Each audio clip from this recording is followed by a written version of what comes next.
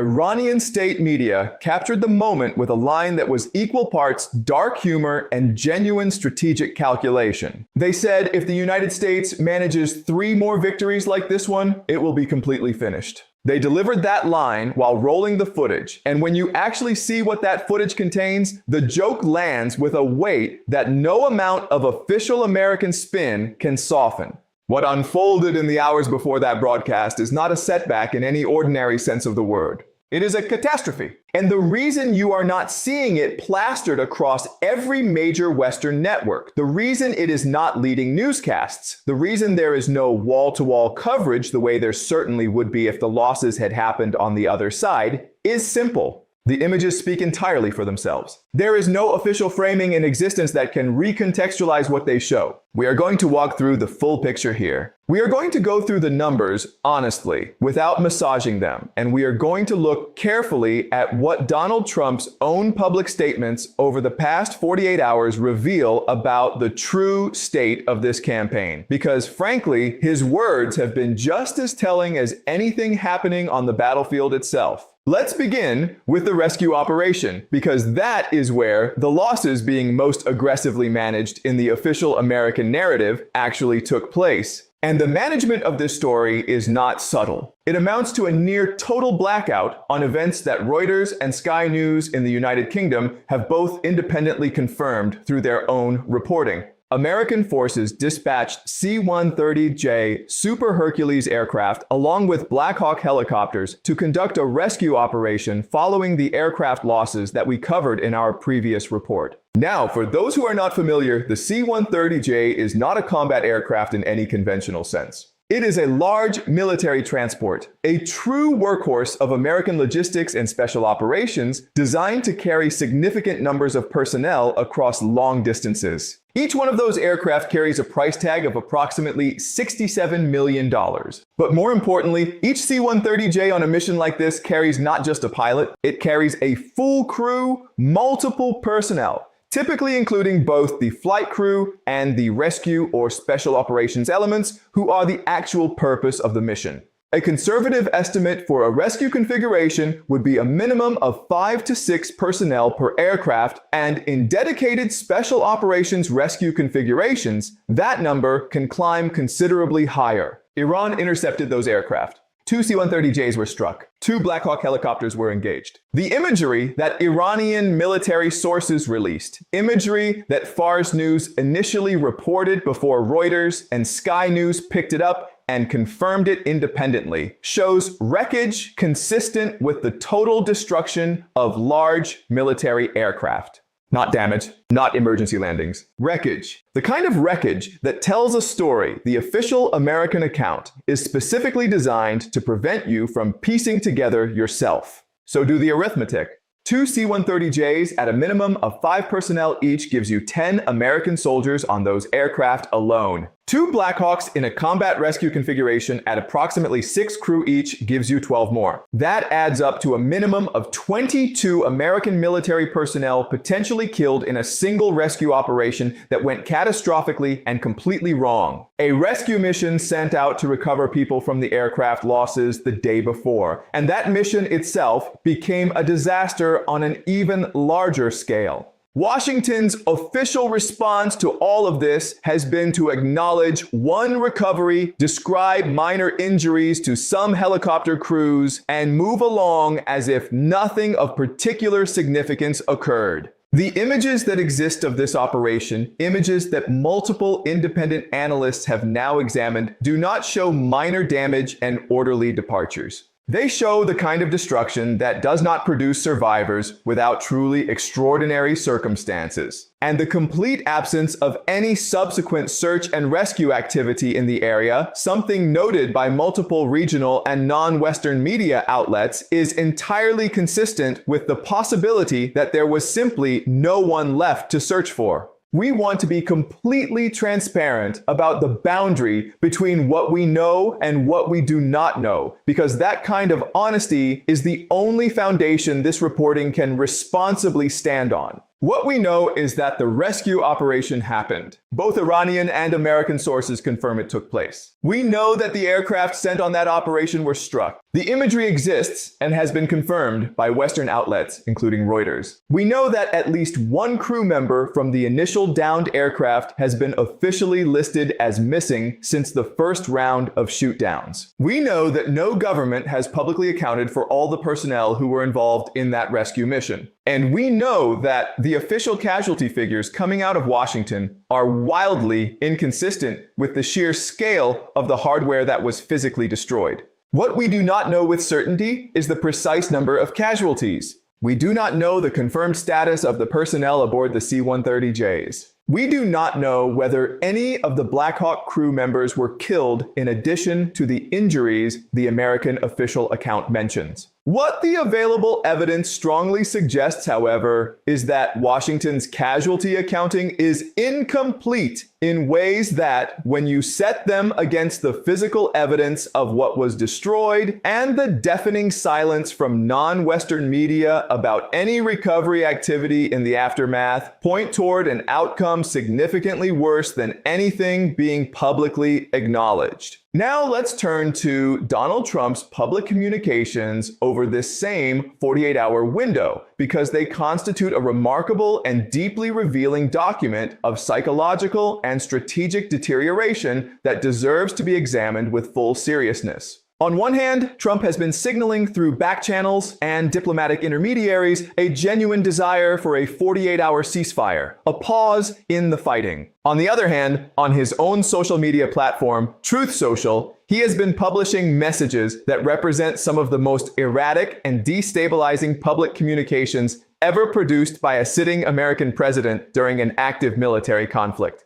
These are his actual words, published publicly and reported by multiple outlets, including mainstream American media. He wrote, "Open the dam straight, you crazy bastards, or you will live in hell." He threatened to destroy Iranian power plants and bridges. He announced that Tuesday would be Power Plant Day and Bridge Day all in one. He told a Fox News journalist that he is considering blowing everything up and seizing Iranian oil. Read those statements again slowly. A sitting president of the United States during an active military conflict in which his forces are absorbing serious losses is posting on social media using profanity directed at a foreign government, threatening to blow everything up, announcing specific strike targets by day of the week on a public platform, and talking about seizing another country's oil. And in that exact same 48-hour window, through entirely separate channels, he is simultaneously requesting a ceasefire. Iranian media did not need to do a single thing to frame this as evidence of weakness and desperation.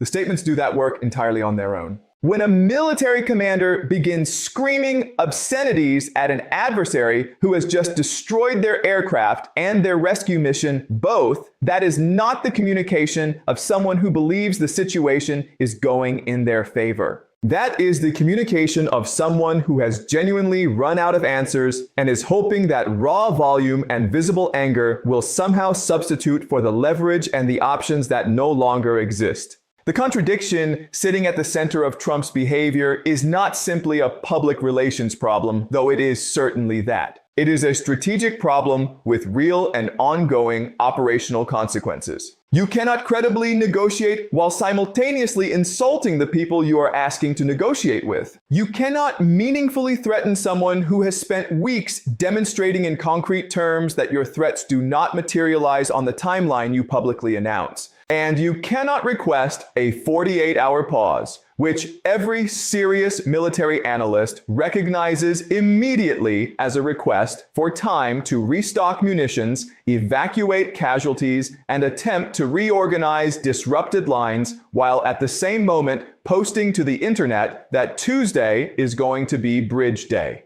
Anyone reading both communications simultaneously, and Iran is absolutely reading both, draws one clear and rational conclusion. The ceasefire request is genuine. The social media aggression is a performance aimed at a domestic audience that the administration is desperately trying to hold together. Iran's response to all of it was functionally a single word: no. Iranian military sources, as reported by Fars and confirmed by Reuters, communicated through back channels that there would be no ceasefire, no pause, no accommodation, and no negotiation on anything resembling the terms Washington is offering. The operations will continue, the engagements will continue, and Iran will continue to document what it describes as successful operations and release that footage while the Western media apparatus works overtime to manage what reaches the American public. Trump said Iran would beg for a deal. The entity that was asking for a ceasefire was Washington. The entity that said no was Tehran. Reuters confirmed it. Sky News reported it, and that complete inversion of Trump's own stated prediction is now a matter of documented record in Western media sources that cannot be dismissed as Iranian state propaganda. Stepping back from the immediate events and looking at the deeper structural failure this conflict has been exposing, because the specific losses, however catastrophic individually, are symptoms of a more fundamental problem that no single tactical adjustment is going to fix. The United States military is the most expensive fighting force ever assembled in the history of human civilization. The hardware it deploys represents the absolute peak of what industrial society has produced in terms of aerial warfare capability. The F-35 is the product of roughly 30 years of concentrated aerospace engineering development. The C-130J is a platform that has been continuously updated and refined over decades. The Black Hawk helicopter has been the foundational backbone of American rotary wing military operations for nearly half a century. None of this equipment is cheap to build or easy to replace, and none of it was designed to operate in the kind of environment that Iran has systematically constructed in this theater. Here is the comparison that cuts to the heart of the problem. The F-35 entered operational service in 2016. It is a decade old. The Shahed drone, Iran's primary asymmetric strike weapon in this conflict, began mass military deployment in 2022. It is 4 years old. The aircraft the United States is depending on to assert air dominance in this theater is older than the drone being used to challenge it. And the drone costs a tiny fraction of what the aircraft costs to produce, to maintain, and to operate on an ongoing basis. The F-35 represents 30 years of aerospace engineering evolution. It represents Cold War and post-Cold War thinking about what air dominance actually means. The idea that technological superiority concentrated in an extraordinarily capable but extraordinarily expensive single platform would provide decisive military advantage against any adversary in any environment. The Shahed represents an entirely different theory of warfare. Not quality through volume, not precision through saturation, not 1,000 engineered components, but a $20,000 complete weapon system produced at a rate that outpaces the defender's ability to intercept them at any financially sustainable cost. Military theorists have been writing about this fundamental tension for years. The American strategic doctrine of using technological superiority to compensate for numerical disadvantage was conceived for a world in which adversaries could not produce capable weapons cheaply or quickly enough to overwhelm it through sheer numbers. That world does not exist anymore. Iran has demonstrated conclusively that it does not exist. And the American military-industrial complex, whose entire financial model depends on the continued production of enormously expensive individual platforms, has no institutional incentive whatsoever to acknowledge the obsolescence of the doctrine it profits so handsomely from. The cost asymmetry becomes genuinely staggering when you spell it out in concrete numbers. One American MQ-9 Reaper drone cost approximately $30 million. One Iranian Shahed drone costs somewhere between $20,000 and $35,000. The exchange ratio when Iran shoots down a Reaper is somewhere between 800 and 1/500 to 1 in Iran's financial favor. One F-35 costs approximately $100 million. One Iranian surface-to-air missile capable of engaging it costs a small fraction of that figure. One C-130J costs $67 million. The missile that destroyed it cost a small percentage of that. Now multiply those ratios across the full scale of what has been lost in this conflict. The dozens of aircraft, the scores of drones, the refueling platforms, the airborne early warning systems, the base infrastructure, and the financial picture that emerges is of a campaign consuming American military capital at a rate that is structurally and mathematically unsustainable over any meaningful time horizon. The $100 billion emergency funding request is not going to be the last such request. Given that the United States produced only 57 Tomahawk missiles from a single factory last year, given that F-35 production runs at a handful of aircraft per month at best, given that every interceptor missile used to shoot down an Iranian drone costs exponentially more than the drone being intercepted, the trajectory points toward a progressive and accelerating degradation of American military readiness that no funding authorization passed in Congress can fully reverse within the time frame this conflict is actually operating on. There is a fourth dimension of failure in this conflict that tends to receive less attention than the tactical and financial dimensions, but that may ultimately prove the most consequential of all.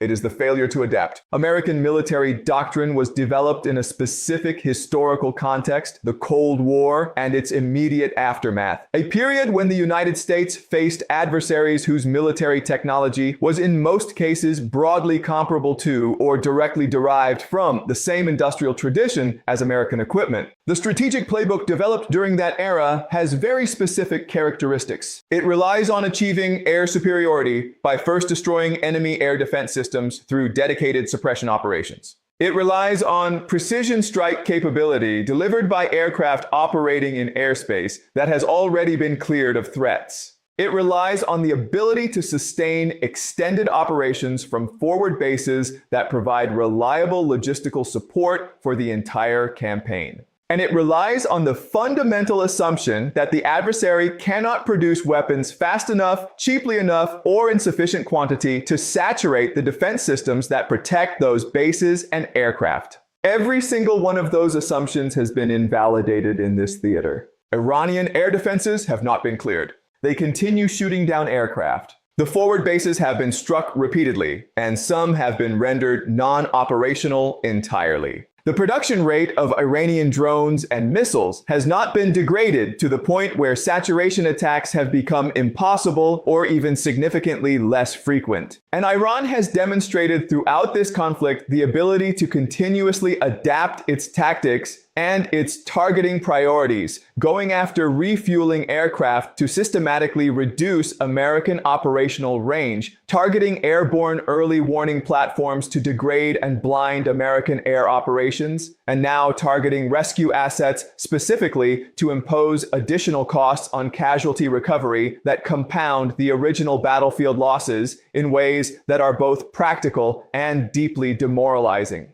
The American response to each successive failure has been to escalate the sophistication and cost of the next instrument deployed, moving from F-35s to B-2 bombers to B-52s, rather than to fundamentally reconsider whether the underlying doctrine is sound. That escalation ladder has a top rung. And the language Trump is now using in his public communications, the threats to destroy everything, the references to options he has not yet used, suggests that the administration can now see that top rung clearly from where it is currently standing and is not at all certain what comes after it. What the events of today demonstrated, with imagery disturbing enough that even Reuters and Sky News felt compelled to report it, is a clear and honest summary of where this conflict actually stands right now. American intelligence failed again. The assessment that Iranian air defenses had been sufficiently degraded, the assessment that the rescue operation was viable, the assessment that Iranian forces would not engage large transport aircraft conducting what amounted to a humanitarian recovery mission. All of it was wrong. American logistics failed. The operation sent to recover personnel from the first failure became a second and potentially larger failure in its own right. American morale is absorbing real damage. Soldiers who understand that their commanders are sending them into operations based on assessments that turn out to be catastrophically wrong do not perform with the confidence that effective military operations fundamentally require. And American adaptability has failed. The exact same pattern of systematically underestimating Iran that produced the losses on day 1 of this conflict is still producing losses on day 40 and beyond. And through all of it, Trump is on Truth Social calling Iranian leaders crazy bastards, announcing that Tuesday will be Bridge Day and simultaneously requesting a ceasefire through back channels. Iran said no. Reuters confirmed it. The war that was supposed to be finished in 2 weeks has now produced a rescue mission that became a massacre, a social media meltdown from the commander-in-chief himself, and a ceasefire request that the side which was supposed to be begging for mercy flatly and publicly rejected. We will keep tracking every single development here, every day, the losses, the failures, the financial trajectory, and the psychological state of the people making these decisions. The mainstream media will have moved on from this story before the news cycle ends tonight. We will be here tomorrow with whatever comes next.